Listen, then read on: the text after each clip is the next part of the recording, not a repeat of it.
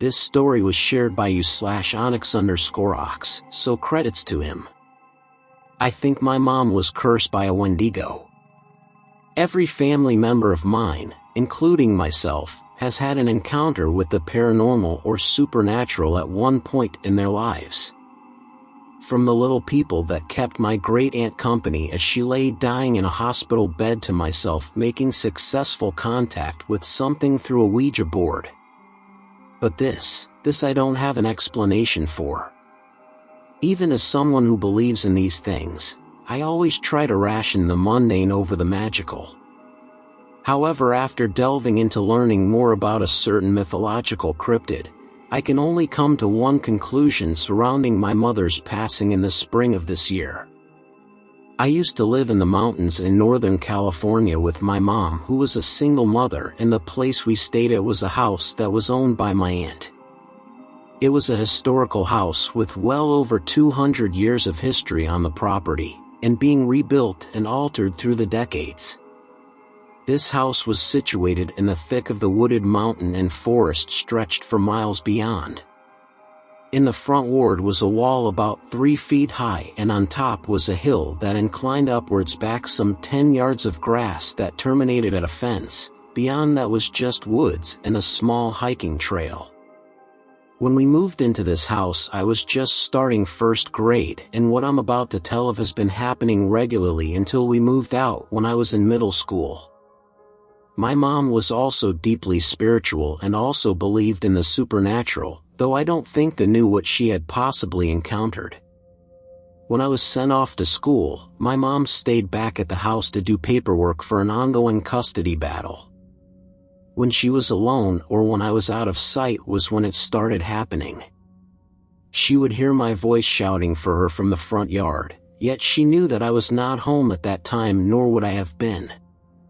The first few times it happened, she wrote it off as her hearing things, since she is hard of hearing in one ear.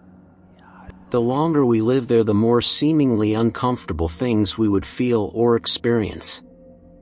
I had never liked that house. I always felt like I was being watched in one way or another. Especially outside, coming from just beyond the property fence. A few times she was with some family friends out on the back porch that overlooked some sparse patches of forest and the valley. She would invite them over when I was at school still so that she can focus of relaxing. That's when she heard my voice again, calling to her from the wooded patch. This time her friends also heard it. Confused, they asked my mom, shouldn't I have been at school at that time, and why was I playing outside in the woods? I wasn't, had she told them that. At the same time, around the times that my mom supposedly heard my voice, a foul smell would linger around the property. When I would come home, or find my mom if I was off inside the house, my mom would keep asking me if I was really at school today and I didn't just skip school. I always answered honestly that I was at school. The most vivid memory that my mom had of an encounter with an unwelcomed friend on/around our property was one night in 2014, when I was in 4th grade, a magnitude 6 earthquake hit an adjacent county. Our property was very close to that county, and she was literally shaken awake. Note, the bedroom we were sleeping in had the bed right next to a glass sliding door that faced to the backyard. She tried to wake me up, but I was a heavy sleeper. Then, she smelled that foul scent again. 2 yellow eyes in our backyard caught her eyes. As she stared at this intruder in our backyard, the aftershock hit. Thankfully, we were far enough away from the epicenter that the only damage done to the property was a crack in the tiles of the backyard deck and also along the floor surrounding a pool we had. Another incident was that we used to keep chickens for eggs for a few months. We had the family handyman build an automatic closing coop so that the door would close just before sunset, to keep the chickens safe from mountain lions and other things that would eat chickens. Along with a metal fenced, not the chicken wire kind but the heavy-duty ones that are used in construction sites, coop on all sides including the top to keep out the mountain lions since a few were recently spotted north the nearby regional park. This was something that came from my own memory. At first it was just one chicken that ended up drowned at the bottom of our pool. After that we put a padlock on the gate to the coop. Then one late morning I was out hunting for frogs in the pool filter when I saw my aunt, mom, and family handyman, the same one that built the coop, look at the coop shocked and worried. The metal fencing of the coop of one safe had been completely ripped open and inside the coop was a bloodbath. I came to take a closer look at the scene when I heard the handyman say, "I'm not sure this was a mountain lion. None of the chicken are eaten or missing. Their heads are all severed, and a mountain lion would have eaten these. They don't hunt and kill for fun."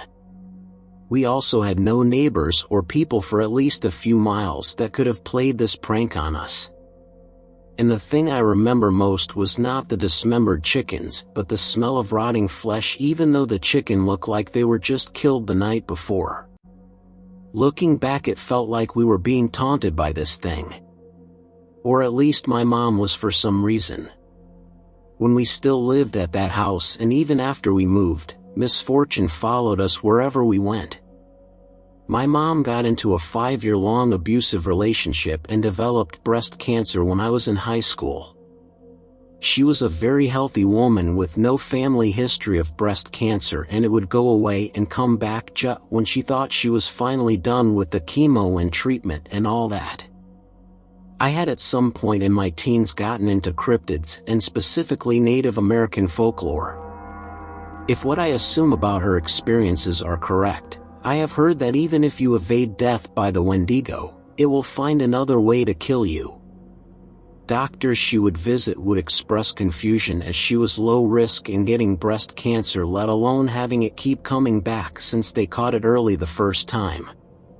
Though we had long left that house, it felt like the memories, the fear, it was always following her. In her last months alive when I was with her, she said she kept having dreams of that old house. Of my voice from beyond the woods, beckoning for her to come. Dreams about a thing that looked like a man but wasn't exactly, bearing the same yellow glowing eyes she saw outside the night of the earthquake. She felt as if these reoccurring dreams were trying to tell her something. She had hoped it was something good and not malevolent. In fact, it did have my voice after all. Last year in the fires, the house burnt down. And this year in the spring, my mom passed away. Looking back it feels like the pieces fit together for this. Everything from her diagnosis to how her cancer had behaved felt so off. It could be that she was cursed by this thing. Or maybe there was no supernatural explanation. But it still lingers in the back of my mind. I was sent to hunt a Wendigo. I failed miserably. This story was shared by you/Retsmage6, so credits to him. Alright, I'm not much of a writer, but I've been stuck for hours and I'm bored as hell, so here goes nothing. I'm part of a team that captures, but mostly kills, monsters.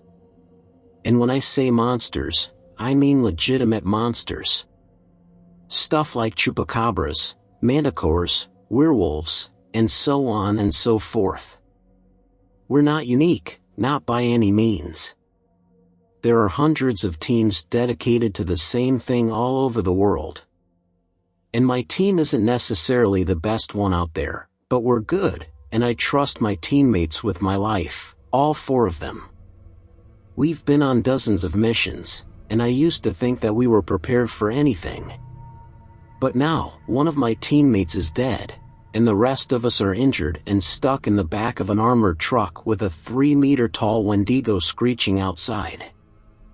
I'm going to be stuck here for the foreseeable future, and my teammates are all unconscious, so I've got nothing but time. I guess I'll start with how I got into this business, and how it works. It'll explain how I got into this mess. I was in the military, not going to say where, and I was good. Extremely good. Incredibly gifted in terms of both physical and mental strength. Good with weapons too. I never thought it would really mean much. Where I come from, the military is conscription-based, which basically means that, if you're a man, you're mandated to drop everything and serve in the military for 2 years. If you don't go to the military, you go to jail instead. Fun. I figured I'd just serve my 2 years, finish, go to university, get a degree in mechanical engineering, and live out the rest of my life. I thought all my military accomplishments would serve for nothing but just an interesting tidbit about me. But clearly, that wasn't the case. Just a few weeks before my 2 years were up, I was pulled into a room, which I never knew existed, and I was immediately met with some of the highest-ranking officers I've seen in my life. Initially, I thought they found out about the empty shell casing I smuggled out from a live firing for a souvenir a couple months ago, and I was bracing myself for a court-martial and a trip to the detention barracks. Hey, I never said I was good at following rules. But that wasn't the case. They told me how impressed they were by my performance, and they were transferring me to a special team based in another country, one whose name I've never heard of, made up of elite soldiers from all over the world.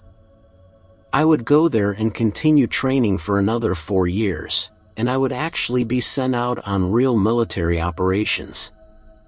And I wasn't allowed to say no, either. Initially, I was pissed. I had dreams, aspirations. Stuff I actually wanted to do. Not to mention I had just got a girlfriend, and we were still in the honeymoon phase. The idea of just dropping everything and being forced into military service, again, was maddening. That, and the whole real military operations thing. I mean, sure, I could hit 100% of the targets at the firing range, do 95 clean push-ups in a minute, and run for kilometers with a 15-kilogram bag strapped to me, but that doesn't necessarily mean I could fight terrorists or anything. I wanted to argue, make them change their mind, think I wasn't a good fit for it. Maybe even tell them about the shell casing. But before I could voice my protest, they showed me the pay. Oh my God, the pay! So much money. And they promised it would only go up. Now, where I live, the cost of living is high. Very high. Not to mention, I was a little money hungry at the time. I didn't want to become an engineer for the sense of accomplishment, if you get my meaning. So not only did I need the money, I wanted the money. I had a lot of stuff to pay for. I would have to get a house, a car, and a wedding ring for the girlfriend. Yes, I was planning on proposing. Oh, and also steroids. I take steroids. So, I went along with it. I got all my things together, hugged the parents, kissed the girlfriend, had one last drink with the boys, and went off to another country. Went to a base in the middle of nowhere, with a team made up of 20 people. Yup, the whole base for 20 people. I can still hear the Wendigo screaming. It's very distracting, just so you know. Back to the story.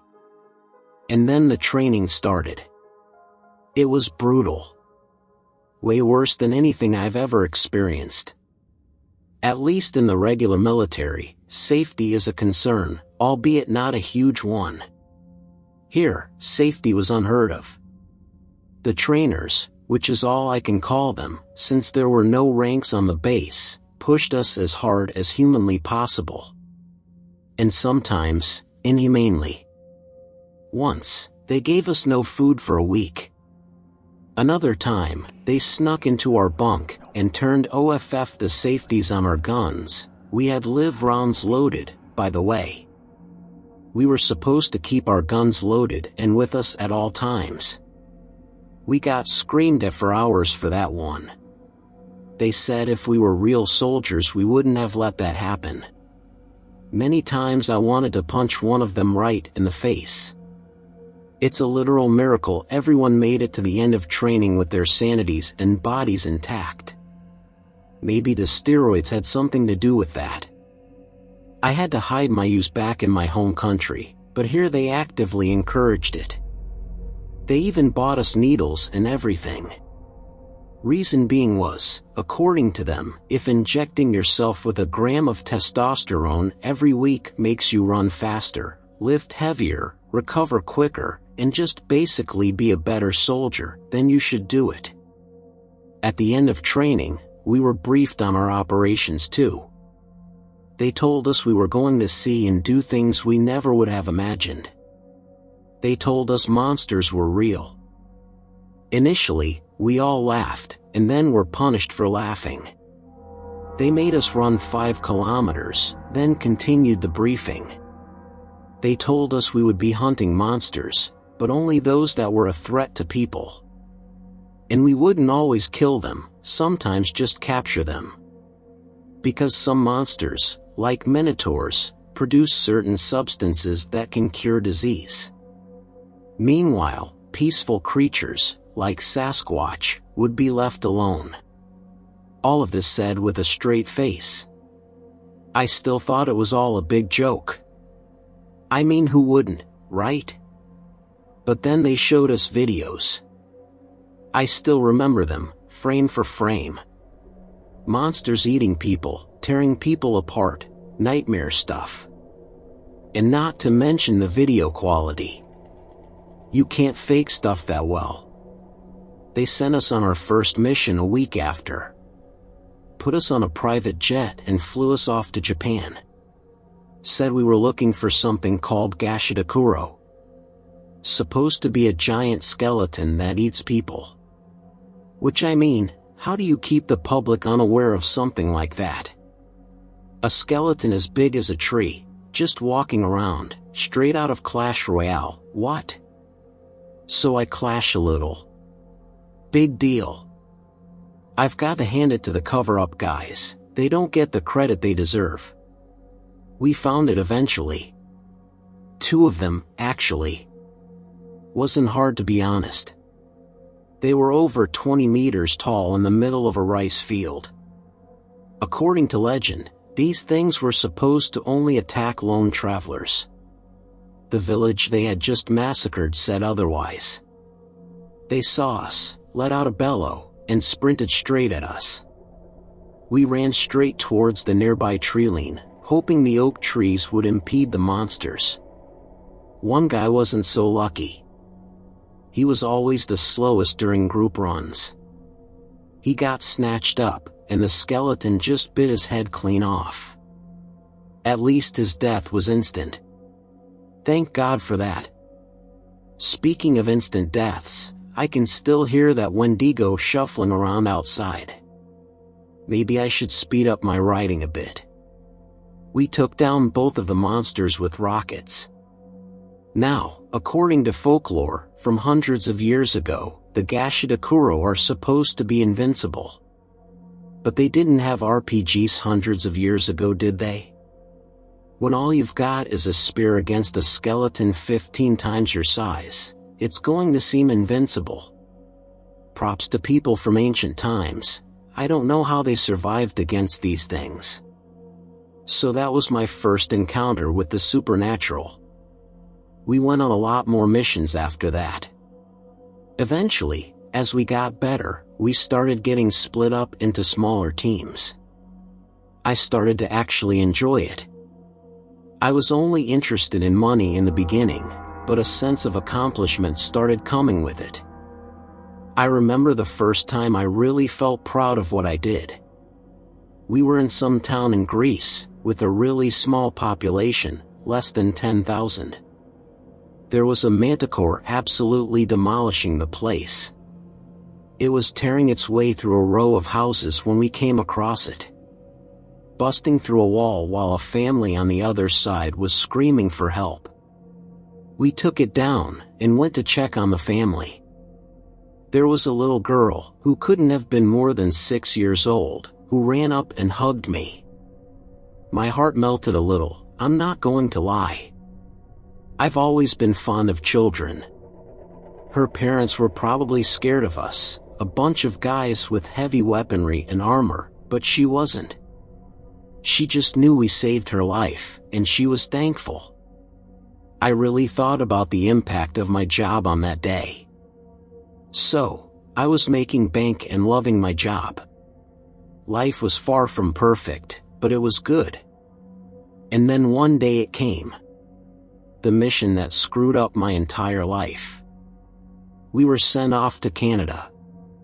There was a confirmed Wendigo presence in a forest very near a town, and people were starting to disappear. We had to take it down ASAP. Not a capture, a kill. Now, this Wendigo was particularly interesting. It used to be a human. That's pretty rare, apparently.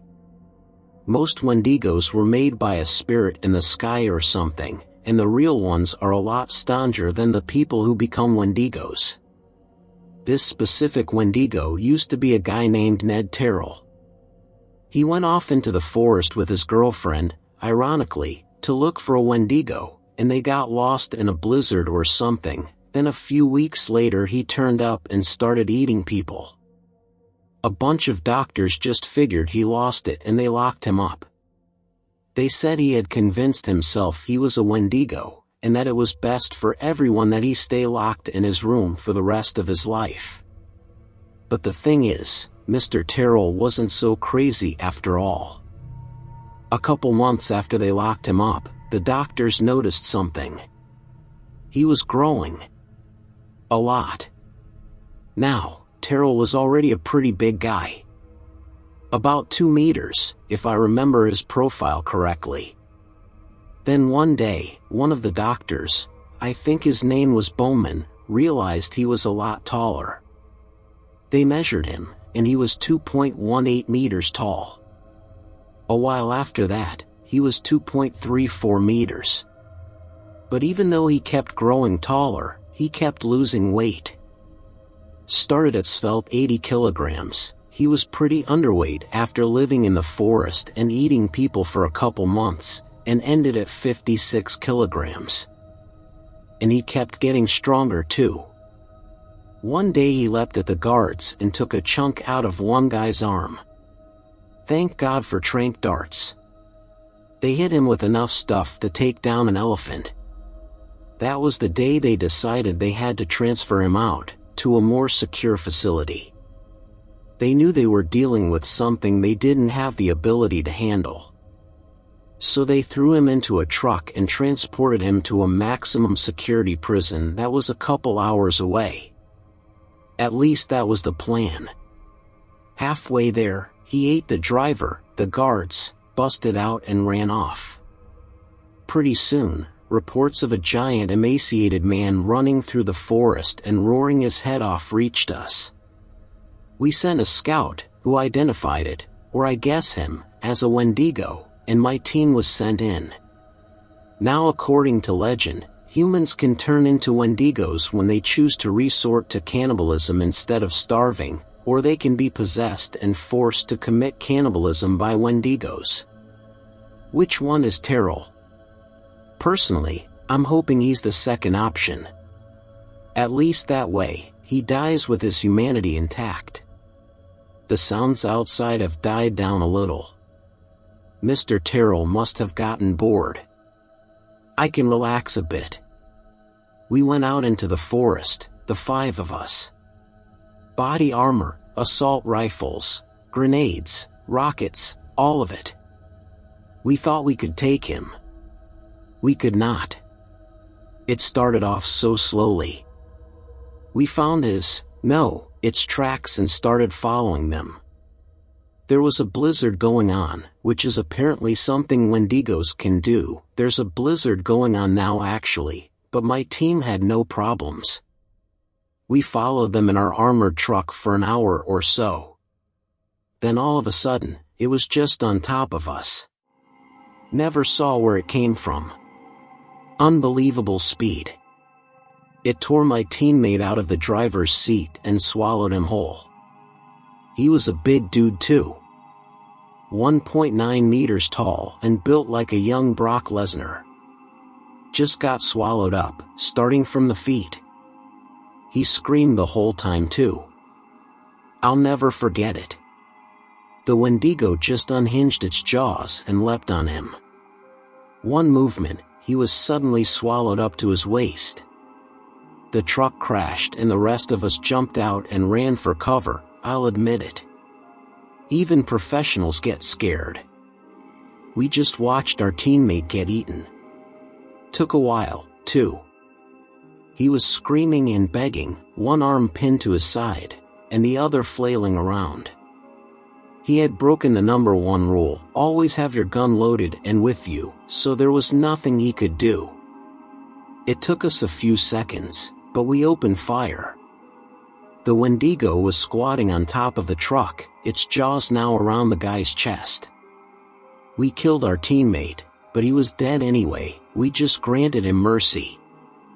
We emptied our mags at that thing, and we only hit it twice. Visibility was poor due to the blizzard, and like I said, it was fast. Seriously, faster than anything I've ever seen. It stood up, and it was huge. Absolutely dwarfed us. It was thin as a rake too, ribs nearly tearing through its skin, skeletal arms, kneecaps very visible. I saw a photo of a family of Indian villagers during the Madras famine once. It looked just like them. Very human looking. Just looking at its face, you would think it was just a starving man. I saw a picture of Mr. Terrell, back when he was a regular guy.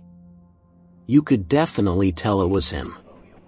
It tipped the truck over and sprinted straight for us, lashed out, tearing through our armor like it was cardboard. One of us, I don't even remember who, got a grenade off.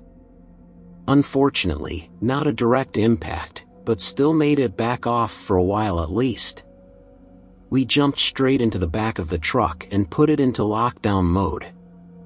If you're slow and can't figure out what lockdown mode does, it locks the truck down. Metal covers sliding over the windows, a bunch of electronic locks, makes it a fortress.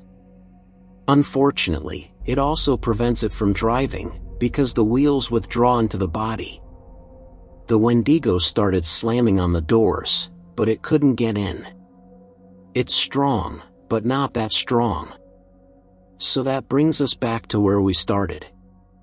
I sent a distress signal out a while ago, but I got no response. The blizzard may be blocking our communications. The snow's coming down really hard. It's freezing, even with the truck's heater. I'm really hungry for some reason too. I can't have been here for more than a couple hours, but I'm absolutely starving. Even the time I didn't get food for a week at base wasn't this bad. I'm ravenous. But there's no food. And I sure as hell am not going out there. I won't make it very far. My teammates are still out for the count. I don't really know what to do now.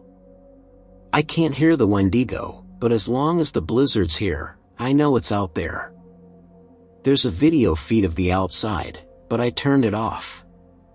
I need to conserve energy. The last I saw the Wendigo, it was eating the snow my teammates' blood spilled on. This thing leaves no traces.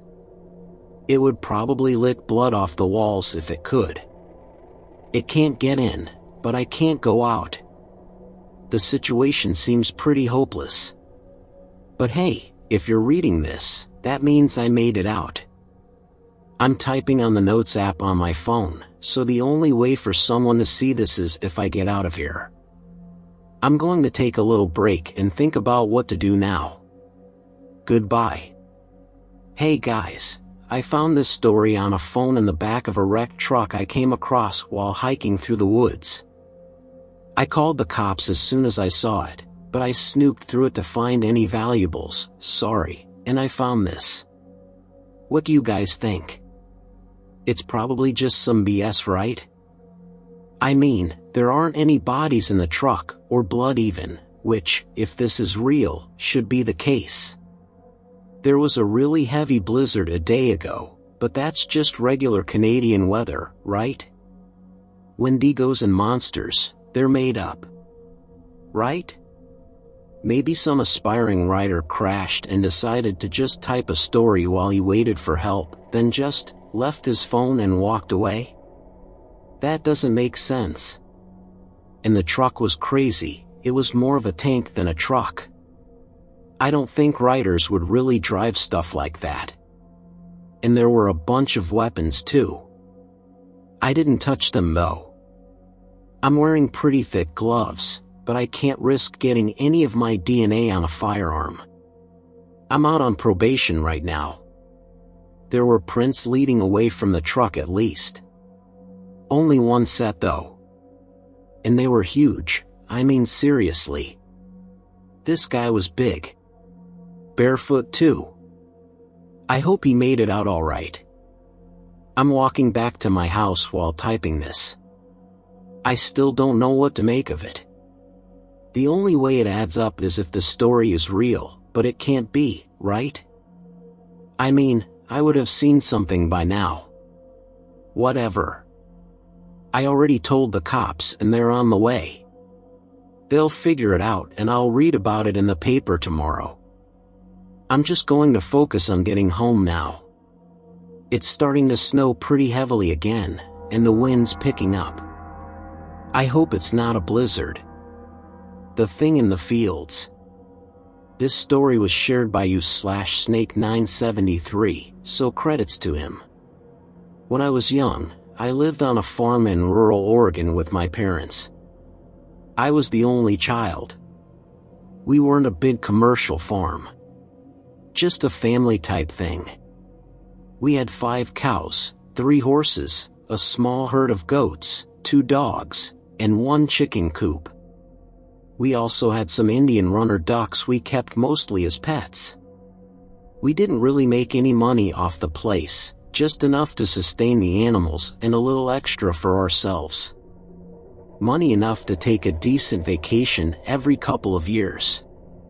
Dad had his other job in town, an insurance agent. He was the only one around really. The town wasn't more than about 1,500 people. Mom gave horse riding lessons as well. We weren't rich, but we were comfortable. It was really an easy life, or at least it could have been a lot worse. I went to school, Dad went to work, Mom took care of the animals, then we all had dinner together every night, and I would go to bed while Mom and Dad had a beer or 2 and watched the news. Sometimes at night I would hear things outside. Mostly just normal stuff. The cows or horses would get spooked by a coyote or something, or I would hear the dogs chasing a rabbit, barking their heads off. Every once in a great while we would find a chicken dead. Dad would always tell me about it but never let me see the body, although I asked frequently. He would keep Mom and I inside until he had gone out, did whatever he did with the body, throw sawdust over any blood, and then life would go on as normal. I assumed it was foxes, as I had seen a couple of them out in the pasture over the years, slinking around back and forth through the grass. The summer when I was 10 years old, I remember helping Mom change the bedding in the horse stalls, when we heard a huge racket going on outside. If you've never heard the sounds of a horse in pain, you don't want to, trust me. It sounds almost like a person screaming. Well, that's what we heard, and one of our horses, the Palomino, came running into the barn with a wound on its left thigh. For long marks, like claw marks, ran across its body for about a foot. It had blood running down its leg, and was limping. I was so scared by the sight of that much blood that Mom locked the horse in a stall and made me go inside with one of the dogs. She told me to lock the door and stay inside until she came in to get me. I did. Eventually Mom came inside and told me that the horse had hurt itself on the barbed wire that ran the perimeter of the pasture. We owned more land beyond that, but it was mostly forested. I guess I believed her at the time, but at dinner that night I noticed Dad was being particularly quiet and Mom was talking a lot more than she normally did. She was being really animated, and I noticed that Dad had gotten his rifle out and set it by the back door. Usually he only did that when the coyotes had been acting up. That night I went to bed as normal, but I had trouble falling asleep. I turned on my desk lamp and decided to read comic books until I got tired. I have a very vivid memory of reading Uncanny X-Men and hearing the back door open. Looking out, I could see my dad by the porch light, lighting a cigarette and holding his rifle under his arm. He started walking over to the driveway and then turned to follow the fence line. I couldn't sleep until I knew Dad was back safe.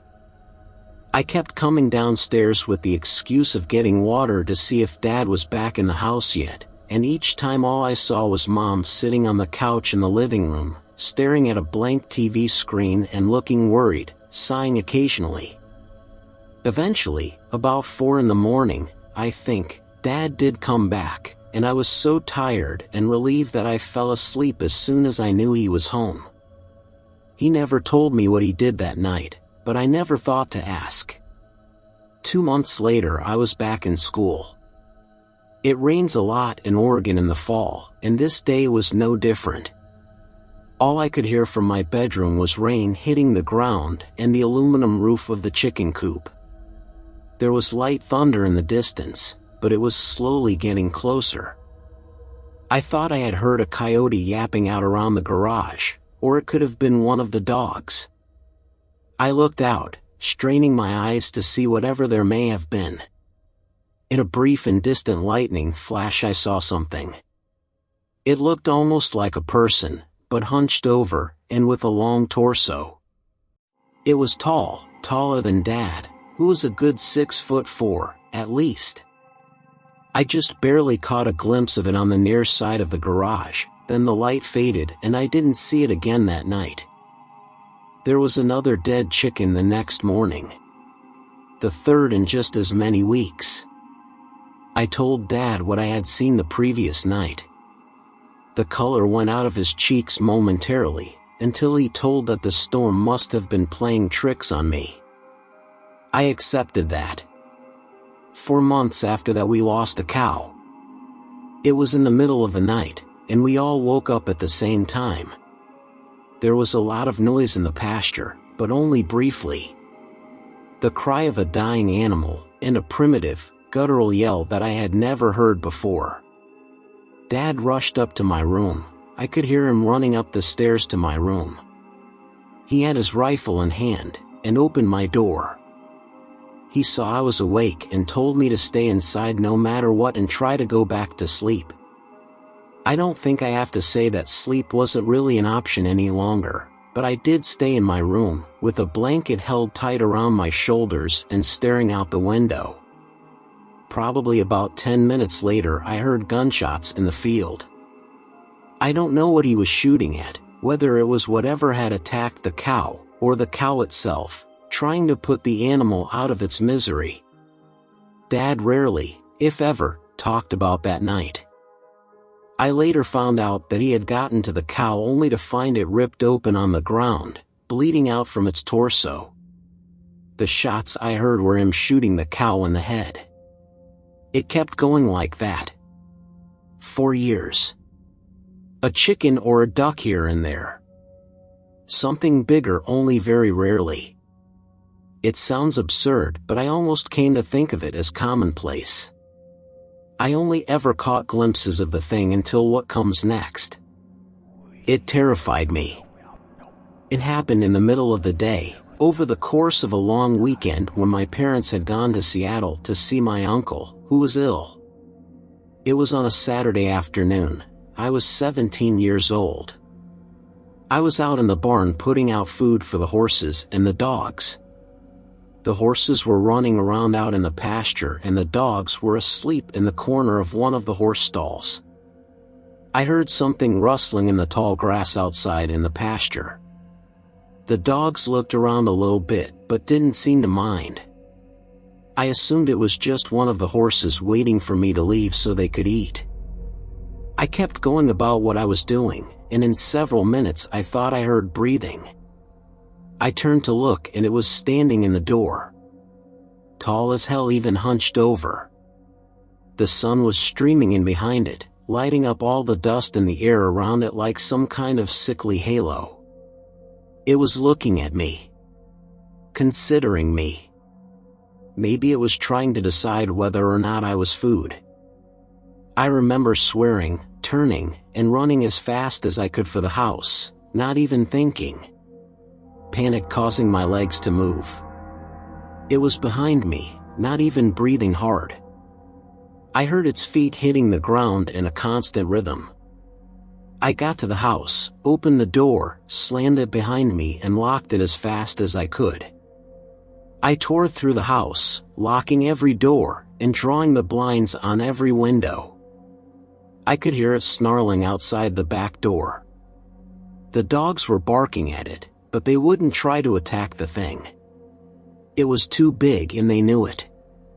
It roared at the dogs and they ran off, probably to hide in the pasture.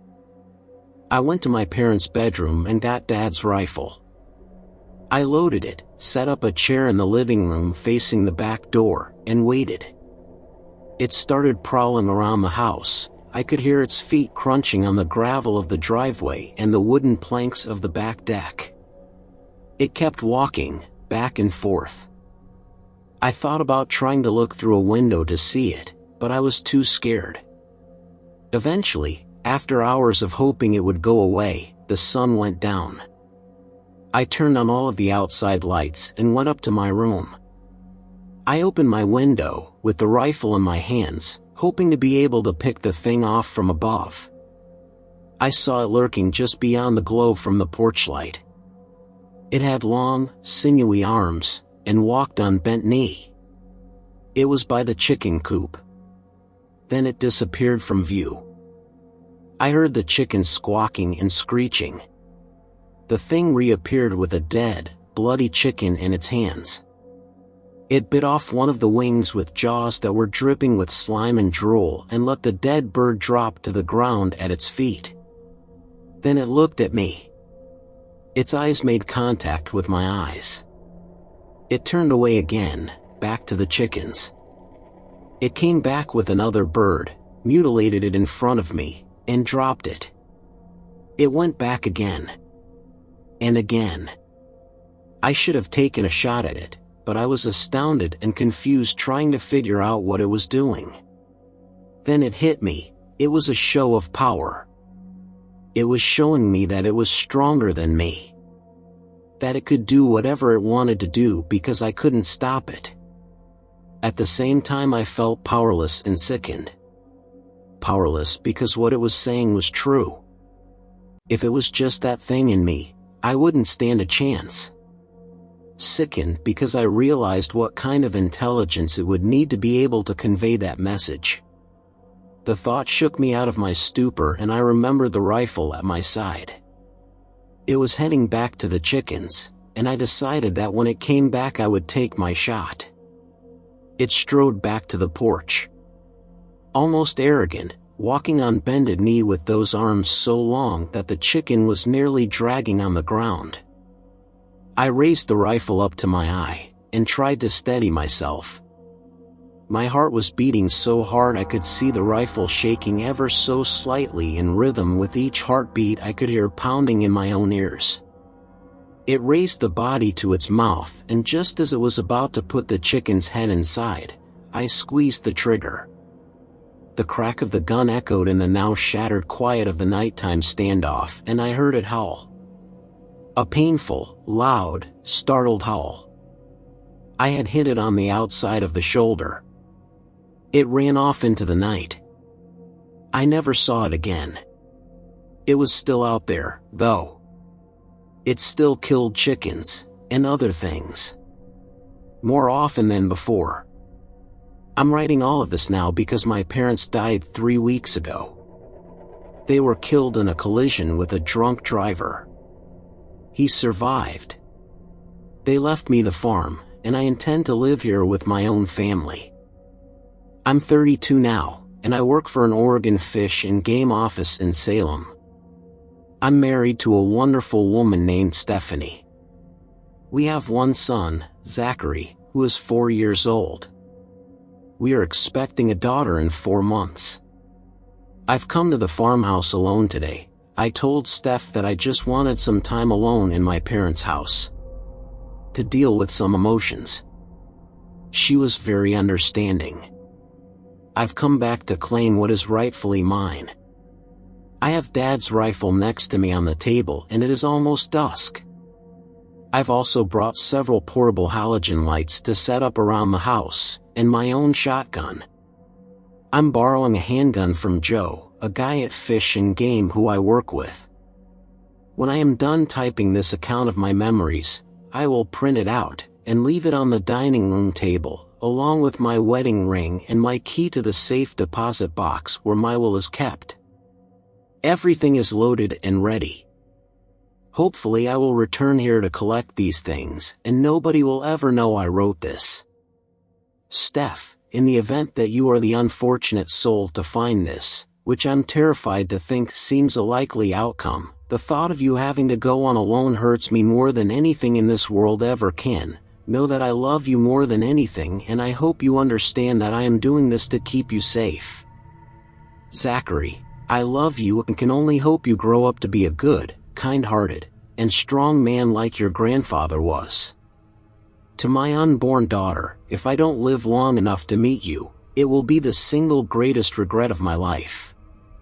Tell the police, tell Fish and Game, call Joe, he's one of the few people who knows about this. Make this situation known. Eventually someone will kill it, even if it isn't me. Goodbye for now. If you guys want to hear more horror stories, then subscribe to Horror in Detail. My best friend the Wendigo.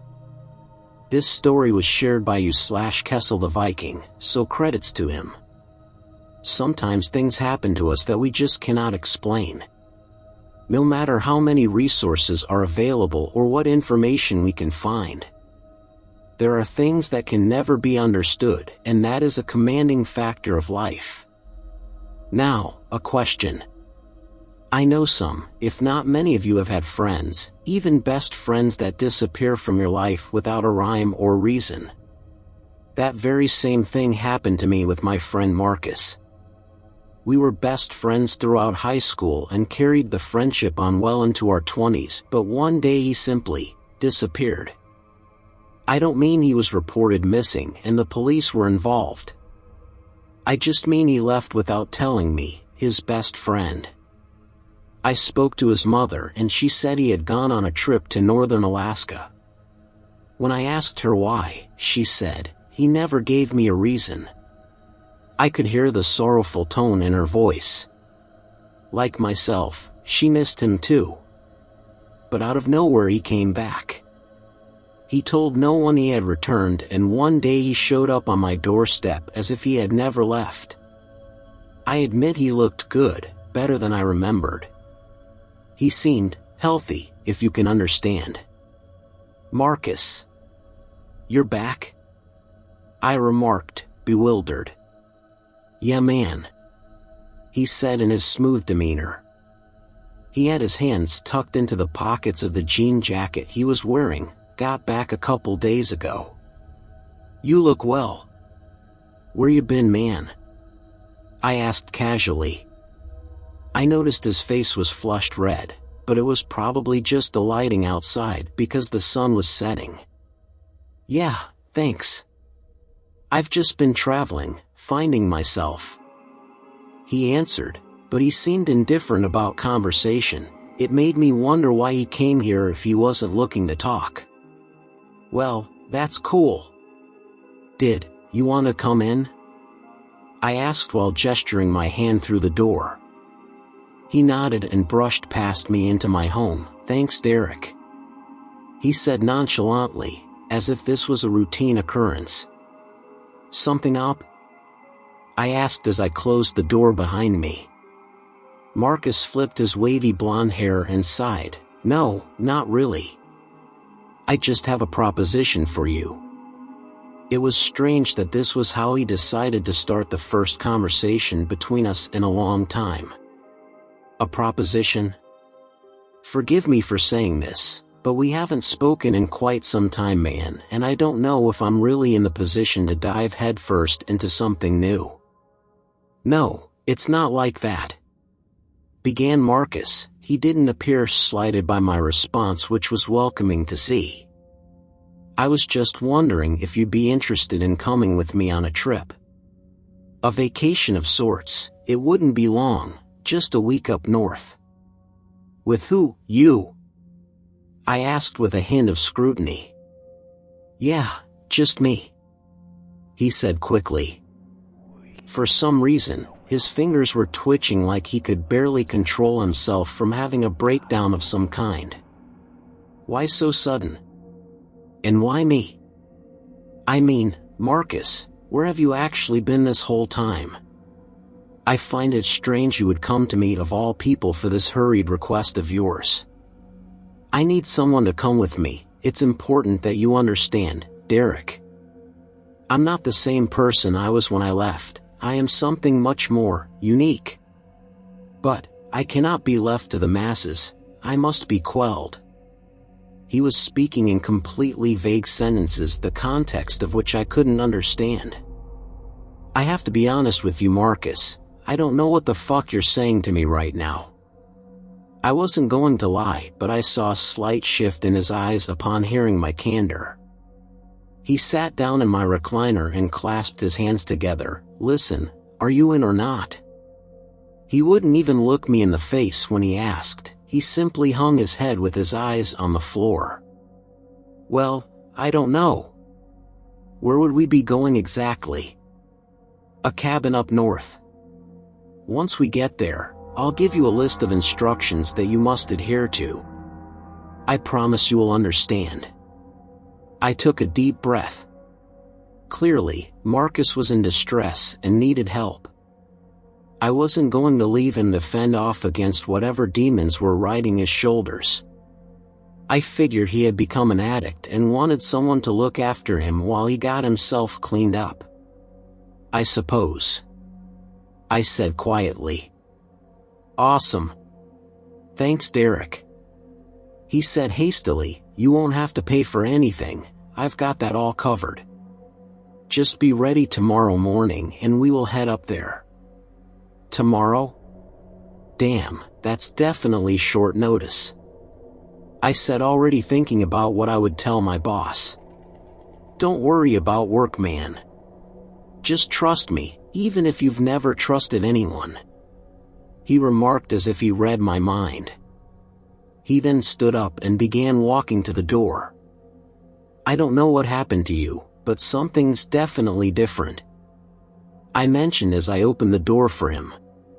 You don't know the half of it, he said before walking outside. See you in the morning. Bring anything you're comfortable with bringing, but don't overpack. I nodded even though he was facing away from me, and he walked off down the sidewalk. How had he got here? Obviously he didn't drive if he was walking. Something seriously weird was going on with him. My boss was fine with me taking some time off. I figured it wouldn't actually last a week anyway, so in my head all would be well. The next morning I was ready to go and Marcus arrived just after 9 a.m. to pick me up. I brought my things outside. I had only packed some snacks, a flashlight, blankets, a pillow, my medication, and several outfits for the outdoors of life. The cabin has beds and blankets, said Marcus from the driver's seat of the old SUV he arrived in. Yeah, well, I prefer to feel a sense of comfort that I can only achieve by having things that belong to me.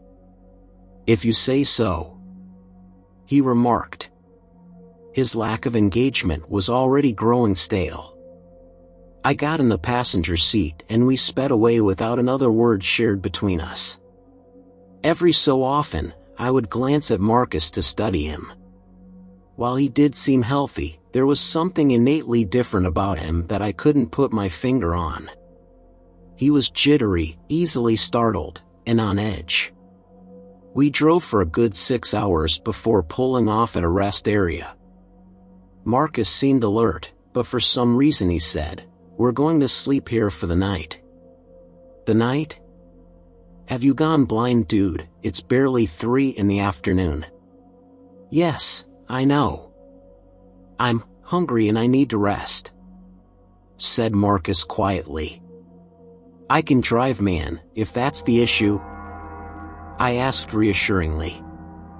He turned to look at me with viciously bloodshot eyes as if he had been staring at the sun the entire drive. No, you don't know the way. You can tell me the way. I have GPS. No, Derek. Just close your eyes, or do something for a bit. I'm hungry. The way he said hungry was like a ravenous animal, like his desire to feed was overthrowing his decision-making. Fine, fine. Go get something to eat then, I said, kicking my feet up on the dash and leaning the seat back. Marcus stammered when he responded, "No, not yet. When night falls, I will." You're acting really strange, man. Is everything good? Instead of responding, he only nodded slowly. I didn't say anything back, but I did watch him from the corner of my eye for some time. I noticed he was watching every single person who walked into the rest stop, like a starving fiend. I passed the time by reading on my phone, listening to music through my headphones, and after night fell, I closed my eyes. Up until I decided to try and sleep, Marcus hadn't taken his eyes off the entrance of the rest stop. I can't even recall if I saw him blink once. Luckily, I managed to fall asleep relatively quickly.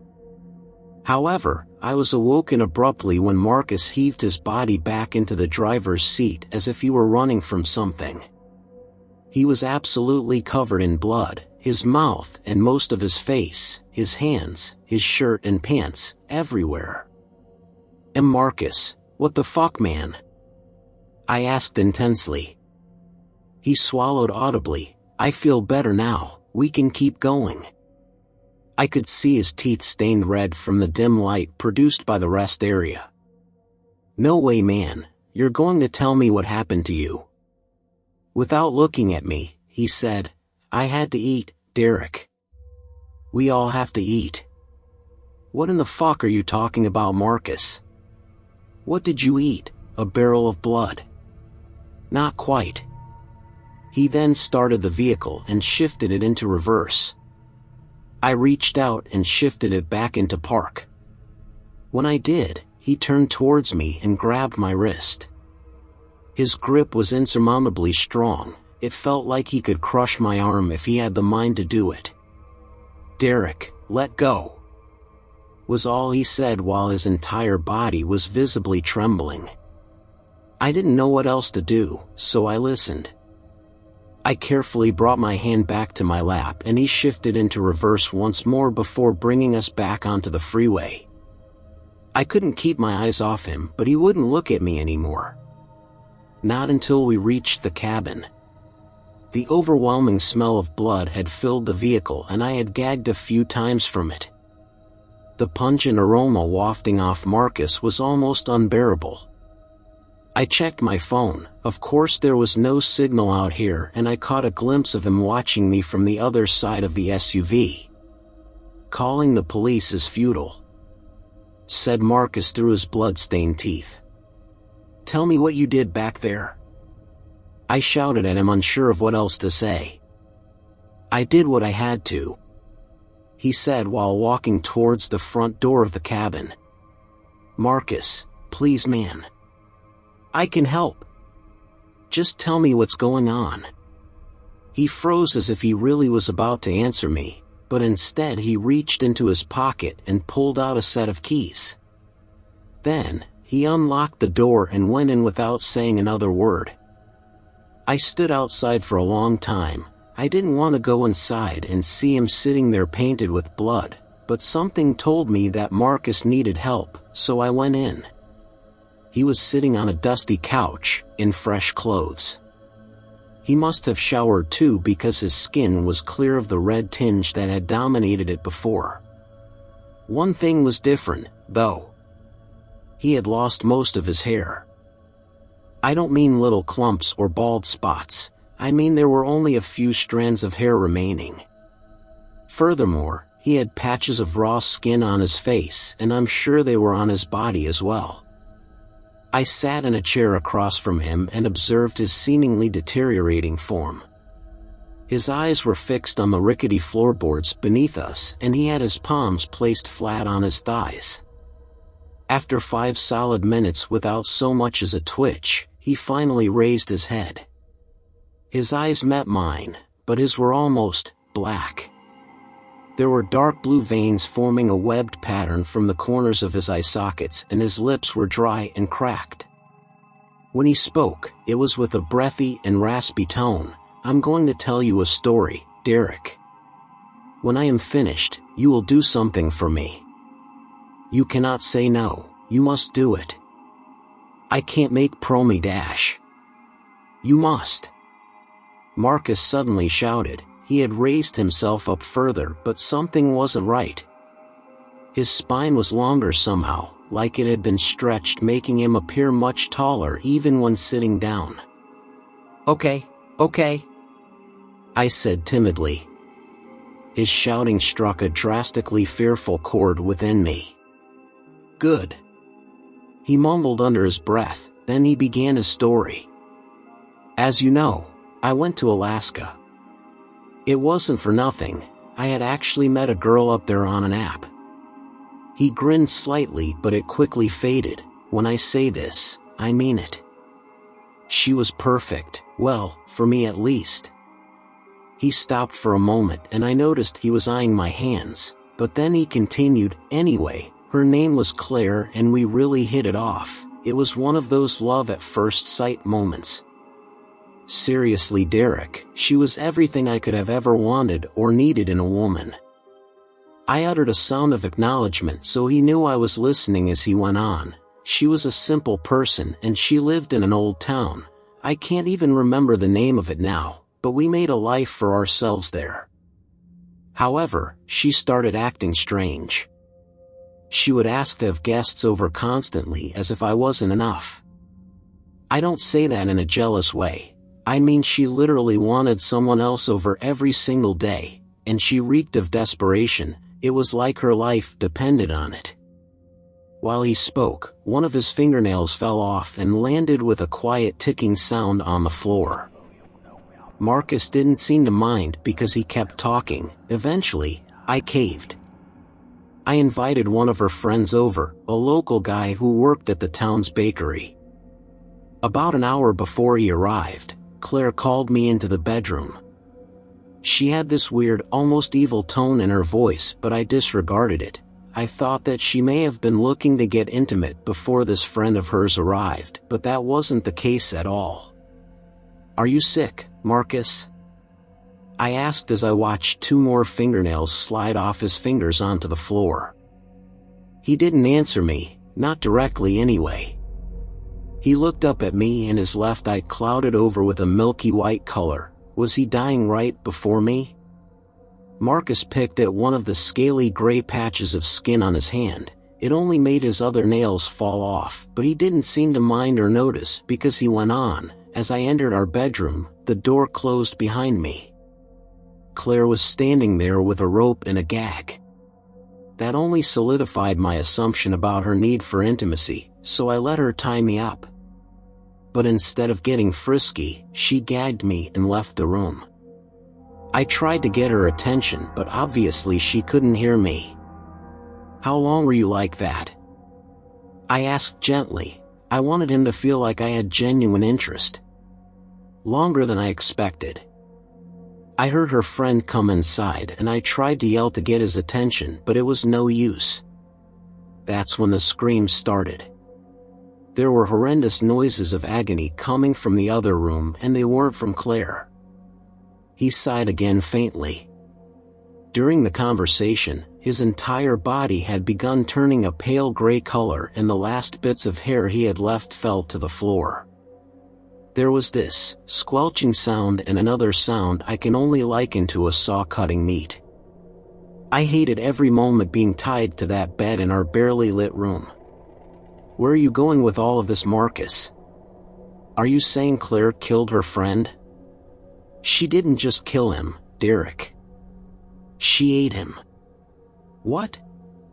I exclaimed vehemently as my stomach turned. Yeah, she ate him, and when she was full, she brought the scraps of what was left into the bedroom. She removed the gag and told me if I didn't eat, she would consume my flesh as well. Did you do it? I asked with curiosity. He looked down and then up before slowly nodding. I did. Marcus. Man. I don't know what to say. Just keep listening. He said solemnly. I had to hold my mouth open while she let the blood of her friend drip inside. She told me that if I did, then I'd never be sick again. I'd never worry about anything but eating. It made me remember all the times she had gone out for the night only to come back looking more youthful than before. I shifted in the chair and Marcus stared at my hands again for far too long. I was growing uncomfortable by his lustful gaze. The next time he spoke, his voice had diminished into something gravelly and hoarse. I did not fight her, I did what she asked. I hoped that she had just lost her mind, and when she was satisfied, I'd make my escape. But I was wrong. The flesh, that is, the consumption of it made me a new being. It gave me strength, vitality, and an iron constitution. I felt the best I had ever felt in years, but then came the hunger. Hunger? I questioned calmly, although I was reminded of when he mentioned how hungry he was at the rest area. Yes, Derek. The hunger for human flesh was insatiable.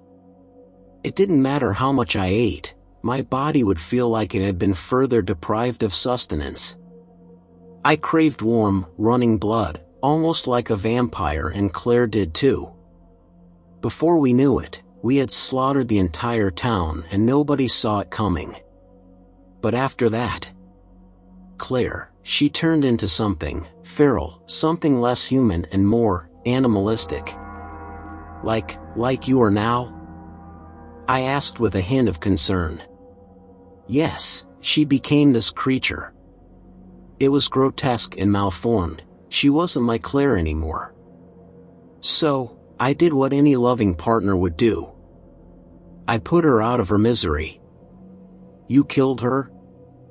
I ended her suffering. I see. That's when I came back down here.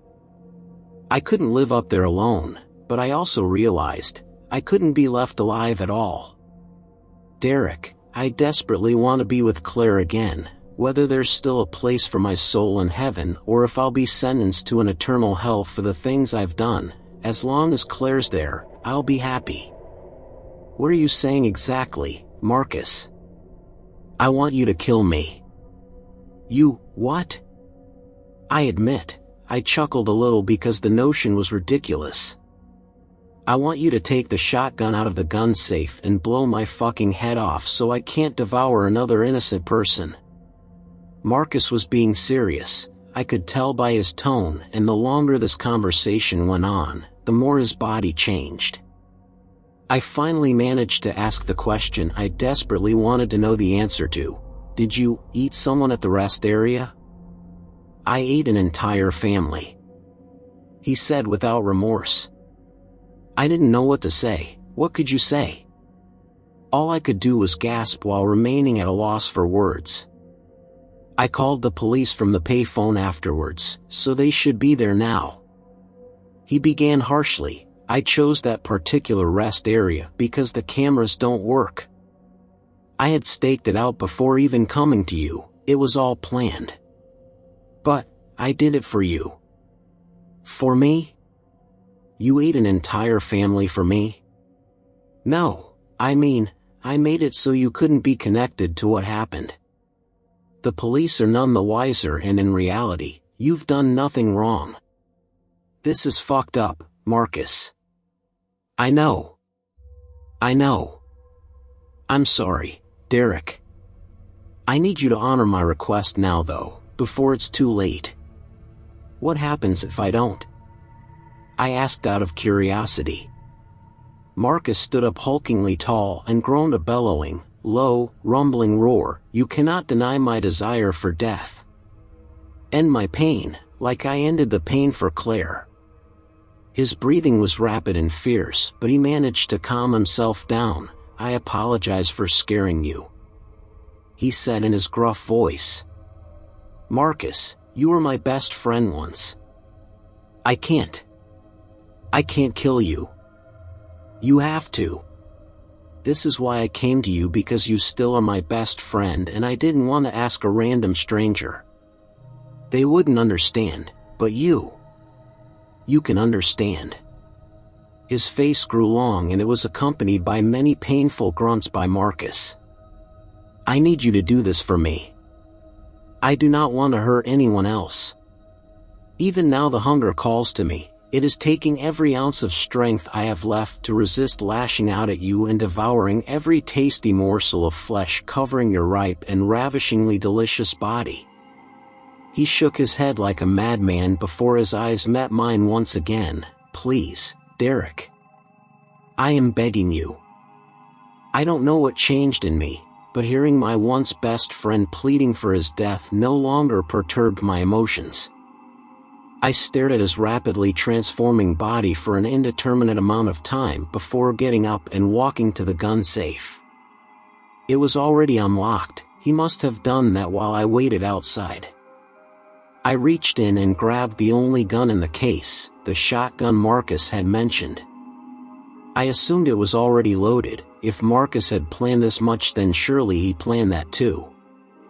I walked back to the chair and sat down, and a gnarled, black-toothed grin spread on Marcus's veiny, gray face. Thank you, Derek. I can't live with myself any longer, and this is the best option. Do not take pity on me. Do not feel guilty or ashamed. Take pride in the fact that you have expelled a ruthless creature from this world. I pumped the shotgun and aimed it at his head. My heart was pounding and my hands were sweating. Oh, one more thing, he remarked. In the glove box of the SUV are my life savings. Take it all and do with it what you will. I ask that you never tell my mother about this, or anyone else. It will be our secret. He then took one last deep breath. Okay. I'm ready. Do it. Just as I was pulling the trigger, Marcus's body twisted and contorted into a far more disturbing visage, and as the shot rang throughout the cabin, his blood and viscera splattered against the couch, the floors, the walls, and even the ceiling. His painful shrieking stopped and his body ceased all movements. It was over. I sat there with the shotgun in my lap, still aimed at Marcus's corpse for most of the day. I couldn't bring myself to get up, or do anything else but stare at my headless former best friend. Eventually, I found the will to stand. After I was on my wobbly 2 feet, I took a sheet from one of the bedrooms and draped it over Marcus. I searched the entire grounds of the cabin for a shovel because I wanted to bury him, but I couldn't find one. It was cold outside anyway, and I'm sure he wouldn't want me to die from digging his grave. I did, however, find some matches. It was the middle of winter, so I thought it would be better to just burn the cabin down. I didn't want Marcus's body to rot there on the cold couch, and as I dropped a lit match on it, the fabric immediately engulfed into a mighty blaze. I walked out of the cabin and got into the driver's seat of the SUV. And that's when I remembered Marcus had the keys. I couldn't help but laugh about the irony of it all. Marcus had left 10 grand in the glove box for me. I ended up having to hike down the driveway and up the road until someone stopped to pick me up. They drove me to the nearest town, Grand Marais, I think it was called. It was a small town, but the people were friendly. I rented a room at their local inn and have been here for 3 days just thinking about Marcus and what he went through. I thought about if I was responsible for the family he murdered and ate, but I had no idea what was going on at the time. I was only along for the ride until I had to play my part, my role in ending Marcus's painful life. If your best friend, or even friend, returns to you after having been gone and without contact for years, be careful if they ask for you to take a trip with them. And always remember, the mysteries of the world can outweigh grounded reality. Nothing is as it seems, even Marcus. Be safe, everyone. I hope none of you look down on me. This story was shared by you/Bradley Innovates, so credits to him. My Wendigo encounter. This story takes place in the backcountry of the area I grew up in. Be warned. Some of this might be too frightening for some. Reader discretion is advised. So back in 2019, I remember there being a big uproar of unknown creatures roaming the forest, like Bigfoot and skinwalkers. But this story isn't about them. This story is about probably one of the scariest things I think I've ever heard about. The Wendigo. A few months after one of my friends, Jacob, mentioned this big uproar, I went to go see him since I had been away enlisted in the United States Marines. I got back after being discharged, and one of the first things I did was go and see him. We're having a good old time, and he brought up the idea of going out to a little hangout spot his now ex-girlfriend took him to when they wanted to get away for a few hours. So I decided why not, so I grabbed my gun and we went out to this extremely secluded area and started messing around on the old dock that was there. It had been pretty much forgotten by the looks of it, poorly maintained, and some boards were almost completely rotted through. So about 30 minutes into our shenanigans, Jacob brought up the topic of the Wendigo. The name sounded a little scary even for me. Curious, I asked him about it. He said that if you went into the woods and said Wendigo 3 times, you would come across the scariest looking thing you've ever seen. Me calling his bluff, I told him to prove it. To this day, I wished I hadn't. We start walking on this little path that lead deep into the thick woods close to the Alabama state line. We walked for maybe 20-ish minutes and decided we were in a good spot. I feel it's worth knowing that it had been raining a lot over the past couple days, so the ground was completely saturated with water. I turn to Jacob and he dares me to do it. I stood there, in complete silence. The rest of the forest was almost silent as well, besides the tall pines swaying in the wind high above our heads. Reluctantly, I slowly started to say it. Wendigo. Wendigo. Wendigo. Then, nothing happened. I let out a silent sigh of relief at the fact that nothing happened. One thing about mine and Jacob's friendship is we loved it when one of us proved the other wrong about something. In our friendship of 10 years, I think it was one of the first times I had proven him wrong at anything. We started to talk a little bit of shit back and forth at each other when we heard a noise in the distance. Me still having the reflexes I had from the Marines, I immediately snapped towards the direction of the noise, that were just then turning into noises. I started to move closer to the noises, and then shortly after we saw a few coyotes running across the path about 30 feet in front of us. I breathed another sigh of relief, but that relief didn't last long since I knew something was up. I didn't know what was up at first, but I just knew it was time for me and Jacob to leave. As we turned to leave the woods, all of a sudden, a tall pine tree started to groan and creak as it started to come down. Noticing this, and in a moment of pure instinct, I shoved Jacob forward as the tree came falling through the rest of the branches and landed right in between us.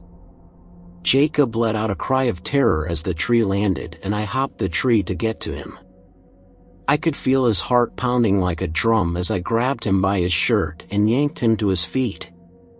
He was still terrified and still practically crying as I screamed at the top of my lungs, "Move, Jacob." Fucking move now. I spun him around really hard, causing him to fall to his knees.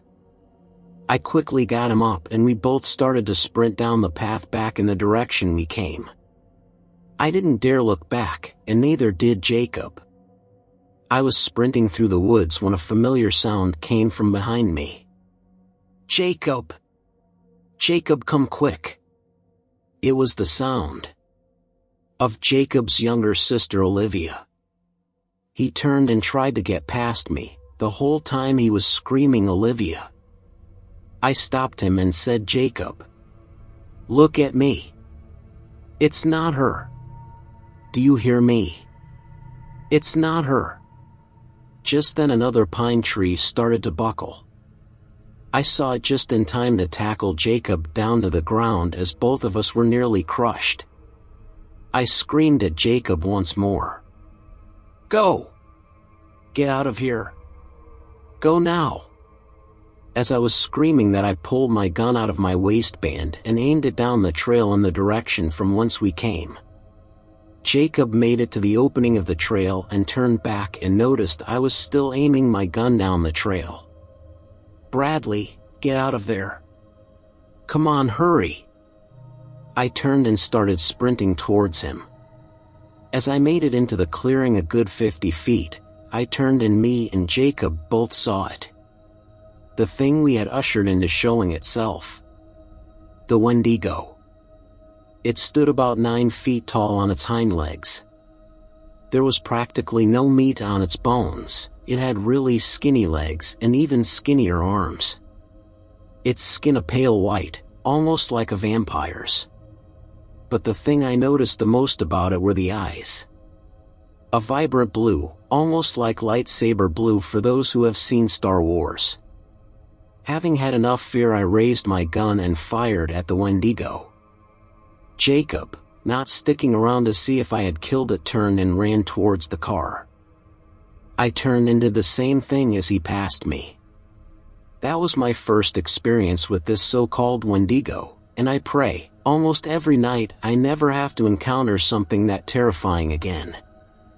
I saw something terrifying while hiking in rural Appalachia. This story was shared by you/comprehensive N6058, so credits to him. For context, I am a professional wilderness explorer. Since I was young, my passion had been geared towards the wilderness. I have hiked on rough terrain in many countries. I know the wilderness like it was my own precious child. I research what specific wildlife lives in the area before I go hiking, so I know what to be prepared for. That's what makes this ordeal even more terrifying. One day, while browsing through a travel site for West Virginia, I saw a pop-up for a specific mountain trail. Again, nothing seemed out of the ordinary while researching, and it really seemed like the ideal hiking spot, leading up to a beautiful view showing a gorgeous blue lake. When researching the trail, it was mentioned that the area was very isolated, with the nearest town being 123 miles away. It seemed very enticing. Of course, it had to normal flora and fauna of the region, and it didn't seem odd. It did mention not to disturb the wildlife and to watch where you step because of many false footholds that would break away and cause you to fall down the cliffside. Overall, it's just a normal mountain trail. I spent about a month preparing for this trip. I made sure to contact everyone I knew so they would know where I was in case I went missing. I then drove there and started my hike. Once I got there, I relished at the beauty of it all. The start of the trail had a view of many peaks staring down at you, and I thought to myself how the view looked like giant gods, towering over the world. I then started on the trail. At first, everything was fine. It was your typical mountain trail. I made sure I took a break every 15 minutes or so I didn't overwork myself and have to call quits. It was around my 5th break that things started to seem off. The birds had stopped singing, and I couldn't hear the chattering of insects. I didn't even hear the wind blowing through the trees. It was as if everything had vanished. After about 5 minutes, I started on the hike again.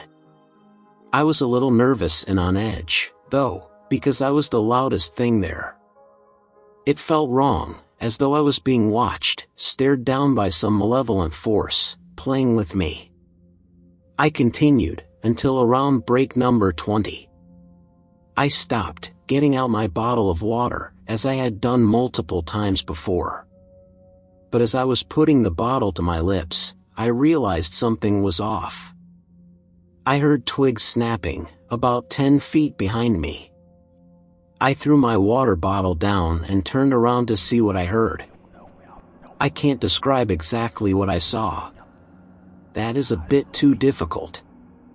The creature I saw was vaguely humanoid, bipedal, with pale, paste-like skin. Its face, though, was certainly not. It had eyes that I can only describe as being too big to fit its face. Its face, though small, still surrounded the eyes, but I swear its eyes were too big. The creature's mouth was indescribable, but I think the closest I could use for you to picture it would be to say that it was somewhere in between a human and a dog mouth, with 5 layers of knife-like teeth. Its hands were freakishly large, about the size of my arm, with long skinny fingers to match. About the rest of it, I can't really describe. It was a sort of blur, almost hard to see. That's all I remember about its lower half. I stood still, staring at the thing. It hadn't noticed me yet, but it wouldn't be long before it did. It was then that I started to sneeze, and then the creature really noticed me. It turned its head around, but instead of attacking me, it spoke. "Anigie," it said, in a deep guttural voice. "I don't understand," I said, confused, startled by its speaking. It looked at me, pushed its head forward, as if to say leave. I then started to run, leaving in fear. I made sure it didn't follow, and I ran till I got to my cat. I recently tried to do research, but I haven't found anything on it. But what I do know is that it spoke in Cherokee. It told me to leave. I have researched the region and have seen that many people have come up missing there. I now think about the human-like sorrow in that creature's eyes, and I think I know why it wanted me to leave. The hunt for a Wendigo. This story was shared by you/bloody_Valkyrie, so credits to him. Ever since I found out about Wendigos, I've been obsessed with them. They're mythical creatures that are rooted in the Algonquin-based Native American folklore. They have heightened senses, they're extremely fast, unnaturally large, and strong. These are all advantages that help them stalk their prey. I'm so intrigued by them because no one knows if they actually exist. I've spent hours researching about them. I know pretty much everything about them. The Wendigo is pretty much the embodiment of gluttony, always consuming yet never satisfied. They're always at the point of starvation. I've read about so many skinwalker and Wendigo encounters, but no one actually knows if the stories are true, so neither do I. That's why Rose, Charles, and I made a group for hunting mythical creatures. We go out into the forest sometimes to look for the creatures. We haven't had any luck yet. I love to talk to my grandpa about them, and hearing his stories about them are always the best. Every time he tells me a story, at the end of it he says, "Don't go near the northern forests of the Atlantic coast and Great Lakes region of the United States and Canada." The thing about this is that I am too curious, and I live near the forest he talks about. It's 25 minutes away walking distance. I know my way around the forest because of my map, and it's so close to my house. I've been there before with my friends, but we've never been that deep into it. The doorbell rings as I get a message. I open my phone. The message says, "I'm here." I walk downstairs to the front so I can open the door. As I look through and open the door, I see Rose and Charles. "Hi," said Rose eagerly. Charles groans. Hey, are you ready yet? We just walked here to make sure that you were ready, Rose added. Yeah, come inside really quick, I have some stuff I need to grab, I insisted. Rose exclaimed, I got a new tracker this weekend. Is it actually a good one this time? Charles murmured. Rose states sarcastically, and yes, I would totally buy a broken tracker. I'm messing around with you, geez, Charles snickered. We all head out of the house and in the direction of the forest. About 30 minutes later we make it to the edge of the forest. I take a deep breath looking into the slight fog and menacing atmosphere of the viridian-tinted forest. Minutes passed until I broke my eyes free before entering the forest. This time the atmosphere was different. It was so thick, eerie, and it felt alive. I've never actually believed that I would encounter a Wendigo. We just enjoy going exploring and pretending that we'll run into it. We walked through the forest for what felt like hours. I knew it was the deepest we've ever gone in, and I had lost where we were on the map. Rose flustered with concern. Hey, we've been walking for hours. Are you sure you know where we're going or how to get back? Yeah, don't worry, Rose, I have my map and compass with me. We came into the forest from the west and were heading north toward the caves, I reassured. Everything looks the same around here, Rose scolded. I mean, they are all just trees and bushes, Charles smirked. We walk deeper into the forest as dusk falls upon us, the golden pink horizon illuminated over the forest leaves and shrubs creating beautiful shadows. We walked for a little while until we stumble upon what looks like a slaughtered animal. All we see is red, blood red. Th. The cedar trunks of the trees, the mossy green ground. The evergreen shrubs. Those colors were no longer vibrant greens, only objects doused in blood. I can't believe my eyes. There was no words, just silence. I couldn't tear my eyes from this gruesome mutilated mess of whatever it was. Could an animal really do something like this? I questioned if we were alone in these woods. Minutes pass with terror in our bones, dead silence, no animals in sight, not a single sound carried through the forest as the sun falls behind the horizon. Until I hear a few branches breaking from in front of the bloodbath. I look ahead of the mess into the darkness only to see two bright frosty-colored eyes peering into my soul from within the obsidian-shaded forest. More branches break through the forest ahead of us, approaching closer, slowly stalking us in the darkness. As I look closer at this horrendous monster's outline as it approaches, I see something hanging from its mouth. I think that it's a hunk of flesh, but I can't make it out. I fix my gaze towards its hand and I'm instantly filled with terror.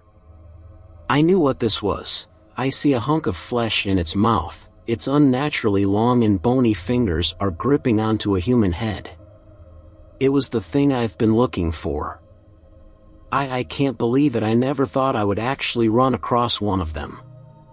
That face, the abnormally large body with skin stretched across all of its bones. I knew right then and there I had to run. I had to run for my life. It was now or never. Ah! Rose squealed as she realized what was in the forest with us. I turned around as fast as I could. My friends and I started running for our lives. Shortly after, I could hear it intently chasing after us. Branches snapping behind us as we run with no direction. The Wendigo lets out an inhumanly screech. My heart is pounding as we all hide, hoping the creature doesn't find us. We're all so exhausted and out of breath, yet trying not to move or make a sound.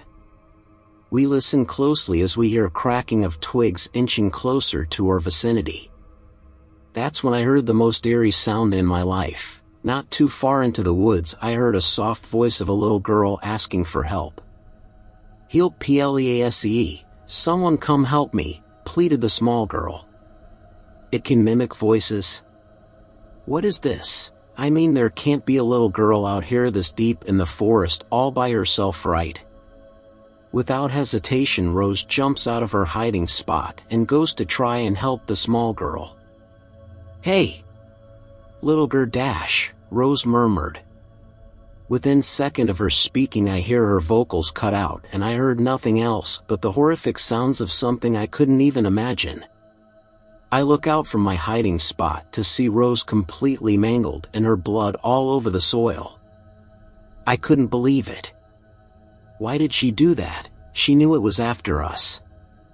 I can't help but stare, and my friend is just gone like that, and I couldn't even help her. I'm so sorry, Rose. We should have never come here. I brought you here and I never should have done that. Hey guys, you can come out now, it's safe. The monster ran away, Rose reassured. Oh my. Rose? How could it do this to us? It stole her voice and now it's trying to lure us out. These things are sick. I heard what that thing did to her. She can't be alive. There's no way I could let it trick me like this. I look hastily at the creature from my hiding spot as I wait for my opportunity to run out of this place for good. It felt like I must have been waiting there for hours, waiting for this thing to leave, because it knew we were hiding somewhere there. Through the dark, ominous forest there was stray beams of light and laughter approaching. The creature heard the laughter and branches and decided that it was done here. It went to go after whoever was over there, so that's when we took our chance to run west and get the hell out of that forest. I ran until my feet blistered. At the sight of lights I sighed in relief, then collapsed to the ground as I'm panting, choking on the fresh air, bawling my eyes out with Charles. I feel sorry for those people, but I barely made it out alive myself. Rose wasn't as lucky as we were. I collected myself after crying and shaking on the ground for what felt like ages. I got up, gave the forest my last goodbye, and went on my way through the dark night, illuminated by only stars in the sky and the empty street lights. Never again have Charles or me mention this to each other or anyone again. It's buried as deep in our memories as far as they could go. This story was shared by /Turquoise Umbrella, so credits to him. This is how you kill a Wendigo. My twin sister Janessa was murdered at age 16. I witnessed it like a coward from atop a tree in the forest where it happened. I'd actually blacked out the memory for a while. I knew she was dead, but I couldn't remember how it happened. It wasn't until I tried therapy that it slowly came back to me. I was also reminded of how much my parents used to fight. Our family was planning on a camping trip the day before my sister's death. Before leaving, my parents erupted into another massive fight. Janessa and I had been looking forward to the trip, and once again our parents' awful communication skills was ruining it before it even began. We snuck out of the house and took a lift to the forest. We left our phones at home, not caring whether our parents would be worried sick. We enjoyed ourselves the first day. I set up our tent, made a fire, had s'mores, and did all that stuff one typically associated with camping. The next morning everything changed. I woke up alone in our tent. Outside I hear my sister talking to someone. Inquisitive, I opened the tent and saw someone sitting at our now-out campfire who looked just like me. The figure transformed as soon as Janessa realized it wasn't me. Together we ran off, that thing rushing after us with heavy steps. I was faster than my sister and a bit more athletic. I grabbed onto a tree branch and climbed up a tree. Janessa was not so lucky. I watched it happen. I watched that thing tear my sister to pieces. I'm still haunted by her screams. I also understand now why she always appears badly mutilated in my nightmares. I stayed up in that tree overnight, my sister's corpse lying in the leaves. Her remaining eye always staring up at me. While in therapy there was a moment when I suddenly recalled the hallucination I had the morning after my sister's death. I thought I saw her corpse clawing at the tree where I hid. She wanted me to come down and join her. It caused me to panic and cry out. A couple of men who had been camping in the area heard my screams, and at last I was rescued. My parents don't argue anymore. I hardly see them at all anymore since my sister's death. We're an upper-middle-class family. Over the last couple of years, my parents have frequently gone on vacations. They don't tell me where, and I never ask. I usually just wake up and find out they've left yet again. I'm out of high school now and I have no career path yet. I've only really had one thing on my mind since I remembered what killed Janessa. Now I'm returning to the forest where she died. Now I'm going to go after the thing that killed her. I've been preparing for this, and if it is a Wendigo like I've suspected, then I'm more than ready to take my revenge. This is how I'm doing it. I took a lift again. Had the driver known what I was carrying in my bags, I doubt they would have let me in. As I sat there, the realization of what I was doing grew heavily on me. What the hell am I doing? I've been talking myself up for the last couple of years. As much as I want a glorious victory, the closer I've come to this day, the more I daydream about dying the same way Janessa did. As angry as I am with my parents, I don't think they deserve to lose their only remaining child. But I just can't move on knowing that thing is still out there. My legs were as dense as gold once I tried to exit the cab. The driver watched awkwardly as I struggled to pull myself out while putting on my backpack and working to carry the other supplies. Why was I doing this alone? I don't want anyone else getting hurt in this, I think was my reasoning. But God, I wish I wasn't out here doing this alone.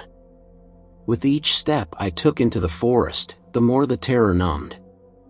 I was in the domain of the Wendigo now. I wasn't entirely sure how much of the information about them was real. I knew they could change their appearance. I know that their true form is just like the drawings people have made. There's no way to be an expert on these things unless you've actually dealt with one. I'm still not sure why it decided not to come after me. Based on its size, I doubt it would have had any difficulty. Instead, I'm still alive and crazy enough to come back and pick a fight. As I set up camp, I found myself jumping at the sound of any bird call or movement from a nearby animal. The way I hammered in my tent, I knew I was calling attention to myself. In my left pants pocket was a gun. Like werewolves, I'd heard that silver bullets were necessary to kill Wendigos. What if I'm wrong? The thought had been with me ever since I'd stepped foot back into these woods. I stopped frequently while setting up. Behind a nearby tree, I was almost certain I could see someone watching me and then hiding behind it again. I didn't bother to walk over and check it out. I finished up my tent and made up my sleeping bag inside. As I did this, I heard calls that sounded almost human off in the distance. It probably knew I was here. The minutes went by slowly, but soon dusk set upon the forest. I built a fire like the one Janessa and I had made. I roasted 2 marshmallows. Despite her absence, I made a s'more for her as well, resting it on a sizable rock near the fire. As I ate it, I thought about our last night together. All things considered, it was pleasant. Being twins, we had moments where we'd gotten into arguments like our parents. We'd fought one another. We had our problems. But that night had been pleasant. I'd actually been glad we'd decided to camp without our parents. As frightened as I still was, I felt a warmth not from the fire. A sense of calm overcame me as my memories were suddenly flooded with the good times Janessa and I had. The good times were not for long. I could hear footsteps not far behind me. Jeremy. I could never forget that voice. It sounded just like Janessa, but I knew it wasn't her. For some reason, I felt compelled to sit there calmly. As it approached, I could tell it was going over to take a seat at the rock where I'd left the s'more. I glanced delicately to my right. I watched as a figure that looked almost identical to the Janessa I remembered pick up the s'more and take a bite. "That's not yours." I surprised myself blurting that out. The fake Janessa ignored me, continuing to scarf it down. My terror turned to anger. The thing responsible for my sister's death was standing right next to me, mocking my grief. I didn't wait for it to finish. I pulled out my gun and pointed it directly at the figure. Before I could fire, the creature jumped to the left and turned around. I was struck with paralysis when I saw the mutilated face of my sister's corpse staring back at me. "I'm trapped, Jeremy." I struggled to keep aim. How dare that thing pretend to be her? It won't let me go. And it won't let you go either. We can be together again. It's so much nicer than going home to an empty house and unloving parents. She held her hand out to me. "Trust me, brother. Please." My trigger finger felt as though struck with a serious case of arthritis. Janessa took a step towards me. "Wait, no. It's not Janessa. Why did I suddenly forget that? Feed the forest with me, Jeremy. It's so much better being dead. PPR, prove it." At last I pulled the trigger. The creature hollered in pain as it fell to the ground. I'd hit a lung, which wouldn't be enough. I aimed the gun at its heart, but failed to pull the trigger as it rolled over and jumped back to its feet. Within seconds it transformed from a corpse of my sister to its massive dark skeletal form with massive antlers. My mind was caught between fight and flight. I stood there aiming my gun but desperately wanted to flee. As it rushed towards me, I chose the later option. I rushed over to the bag I'd left near the tent. Inside was a weapon I had built myself. As I rushed over, I could tell I wasn't going to be able to outrun it. I fired another shot. The bullet lodged itself inside the neck of the beast. It cried out once more, buying me a bit of time to get to the bag. Why did I have it zipped up? As I tried to open it, the Wendigo rushed towards me again. Just like on the day of Janessa's death, I ran from the campsite, further into the forest. History was repeating itself. I was going to fail to avenge my sister. My parents were going to lose their last remaining child, all because I couldn't let this go. After at least several minutes, I'd somehow managed to keep outrunning it. I refused to slow down and look behind my shoulder. As I kept running, I noticed that I'd gone in some sort of circle. Up ahead of me was the campsite. I had a chance to grab the bag and pulled out the weapon. The closer I came to the campsite, the louder the Wendigo's footsteps became. I could almost feel the wind as the creature tried to claw at me. Once I reached the campsite, I put my hand out, clutching the bag. It felt like almost too great a risk to put my gun back in my pocket, but I needed free to pull out the weapon. I managed to do just that and used my left hand to pull out a long metal spike. I'd built it in such a way as to have the spike shoot out at the push of a button. The Wendigo wasn't going to slow down until it had me. I had no choice. I had to turn around. I had to have perfect timing. I had to collect my debt from the creature that took my twin sister. Chew on this, you son of a bitch. I turned around, pressing the button that shot the spike out. Less than a foot from my face was the Wendigo, its cry so loud my ears hurt and began to ring. I'd done it. The spike had pierced the heart. Silver. Weakly the Wendigo tried to swipe at me, but somehow lacked the strength. The next part was a gamble. I pulled out my gun and shot it in the head. It wasn't going to be enough to end the Wendigo, assuming what I'd read up was correct. I rushed back over to where I'd dropped my bag. Inside was a silver axe I'd also designed myself. When I returned, the creature was still conscious, letting out continuous agonizing cries. I felt no sympathy. I hacked away at its wrists first. Its claws were the biggest threat, and I wanted them gone.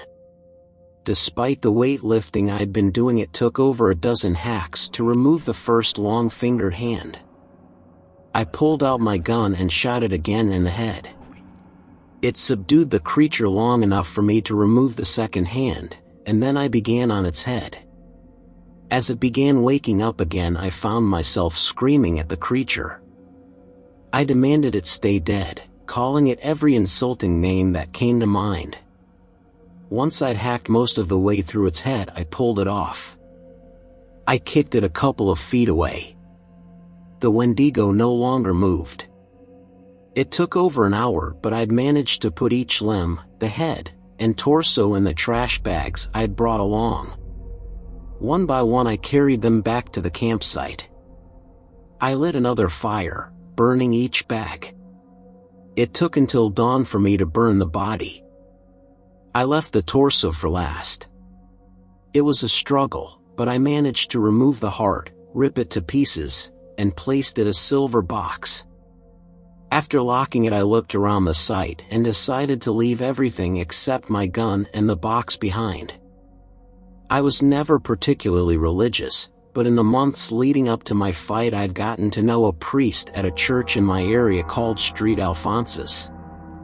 Luckily for me, he was there when I arrived with the silver box. His face went several shades paler when I showed it to him. Nevertheless, he escorted me to the back of the church with a pair of shovels and helped me bury it. Once done, I sat there, suddenly flooded with overwhelming emotions. I did it. The Wendigo had been slain. I'd done it. My sister's killer was dead, its body was burned, its heart in pieces and buried. Janessa. I cried out. I kept my promise. I killed it. The Wendigo can't get anyone else. It won't kill anyone else. I placed my lowered head in my hands and continued to cry. I'm sorry I wasn't braver before, I whimpered. I'm so sorry I wasn't stronger before. I placed some flowers on my sister's grave an hour later. I talked to her tombstone as though she was there listening. I'd like to believe she was, and that she was pleased with my accomplishment. Afterwards, I returned home and slept through the day and all night. Once morning came, I heard some noise downstairs. I went down to see that my parents were home and sitting down to breakfast. They stopped and looked over at me, saying nothing. I walked over and pulled up a seat. I had no appetite at all. How was your trip? Where did you guys go? My parents exchanged looks before my father replied. We went out west to visit your aunt and uncle. Did you enjoy it? I had difficulty keeping my chin from quivering as I lowered my head again. Jeremy, sweetie, what's wrong? Both my mother and my father got up and came over to me. Why do you keep leaving me alone? God damn it, I'm the only kid you have left. Don't you care about me? They hugged me tightly, offering apologies. I could have sworn I felt another pair of hands on my shoulders. Their light touch was the most comforting of all. I really hope Janessa is proud of me. The night I met the Wendigo. This story was shared by you/Red Sky, so credits to him. At 10 feet tall, it towered above me. Emaciated arms grazed against the frozen ground with claws made of ice. Blood dripped from ragged, withered antlers. It looked at me with bloodshot eyes and gave me an all-too-human smile despite its long, needle-like teeth. As it leaned closer, I smelled the wicked stench of death on its breath. It drew back its head and let out a gut-wrenching howl that turned my blood to ice. Even so, I remained unfazed. Hypothermia had dulled my senses as the temperatures dropped. I had come here to die, and one way or another, it was going to happen. I was in too deep, and there wasn't much else to lose anymore. The thing happened to sense my acceptance of the inevitable, and sat next to me. Surprised, I met its glance. "Aren't you going to kill me?" It looked down upon me, and something in its expression changed. For a split second, it looked wise. Almost human. The sky grayed as it began to speak. "No." Its voice was low and rasping. "Your suffering now feeds me more than if you were dead." I stared off into the darkness. The thing next to me took out a glass jar. It was roughly the size of my head, but was dwarfed in the being's hands. As it opened it, its claws scraped against the glass like nails on a chalkboard. It looked down at me. "Your anger warms you now, but all fires burn out. You won't have much longer." It wasn't wrong. There was no way I should be alive right now. With a swift motion it struck my face with its claw, and sliced open my cheek. But no blood came. Instead, a milky, iridescent fluid leaked out of the wound. It billowed and swirled around my head. Memories. Beautiful, wonderful memories. I saw my sister, tall and lanky with wavy blonde hair spinning in her favorite skirt. I could almost hear her laugh. Dancing to the radio at midnight when she thought no one could hear. Squealing with delight as we sped down the highway with the windows down. I smiled. But soon the memories turned sour. I then saw her body, limp and broken after I took that turn too fast. The car was crumpled into a tree, and I could only watch, helpless as my life burned to the ground in front of me. I felt the heat rise up in my chest, but the creature collected the haze around me in a jar and shut it. I snapped back to a cold, gray reality. I felt numb. I couldn't feel anything. I didn't know anything. Who I was, where I was, or what was sitting in front of me with a terrible smile on its face. But at that point, I couldn't even care. "She forgives you," it said as it lumbered off into the night. I didn't know who he was talking about, but the snow around me had formed a warm blanket, the stars began to fade away, and I knew then that it was time for me to go. Thanks a lot for watching the video till the end. Subscribe to our channel Horror in Detail. Drop your opinions/suggestions in the comment section, and like the video as it helps with the YouTube algorithm.